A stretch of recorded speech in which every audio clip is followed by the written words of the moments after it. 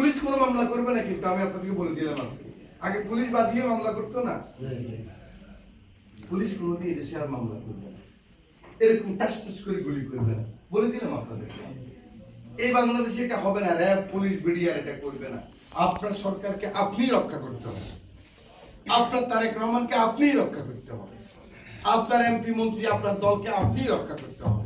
সেই জন্য আমি দলের যারা নেতা, আমি সব আপনাদেরকে বলতে চাই, দলের কর্মীদেরকে ভালোবাসতে হবে।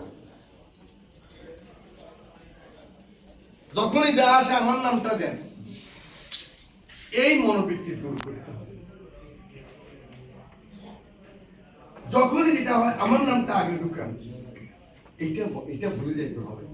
এই রাজনীতি বাংলাদেশে করবেন, ওরা তো পালাই গেছে, ইন্ডিয়া যাইতে পারছে, আপনি যাবেন কোথায়? জামাল সাহেব কোথায় যাবে? নিজাম সাহেব কোথায় যাবে? আমরা কোথায় যাব? এই কাদরি সাহেব কোথায় যাবে? ঢাকায় রাজনীতি করে। আপনি তো ইন্ডিয়া যেতে পারবেন না, বার্মা যেতে পারবেন। অতএব আপনাকে রাজনীতি করেই ব্যস্ত হবে। সেই রাজনীতি করতে হবে কিভাবে? আপনার নেতা কর্মীকে আপনি যদি ভালোবাসেন এবং আপনার চরিত্র যদি সেরকম হয়। ভাই আমি এখানে বড় কথা বললাম নাকি? আপনারা সবাই আপনার সংসার চালান না, আপনাদের ছেলে মেয়ে আছে না, আপনারা বাজার করেন না, আপনারা কি আমার তো কম বুঝেন? হয়তো আমার সামনে বলেন না, বুঝেন তো কম না, লেখাপড়া কম হতে পারে, জ্ঞান তো কম না, অবশ্যই আপনাদের সকলেরই জ্ঞান আছে।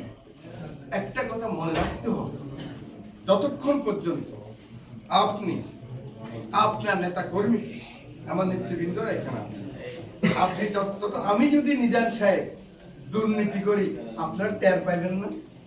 না পাবেন না? আমার ড্রাইভার পাবে না, আমার স্ত্রী পাবে না, আমার পিএস পাবে না। চুরি কি একা একা করা যায়? আর আজকের দিনে এটা গোপন থাকবে। আর আপনি স্ত্রীর সাথে ঘরে কথা বলেন, এটা আউট হয়ে যায় সোশ্যাল মিডিয়ার যুগে।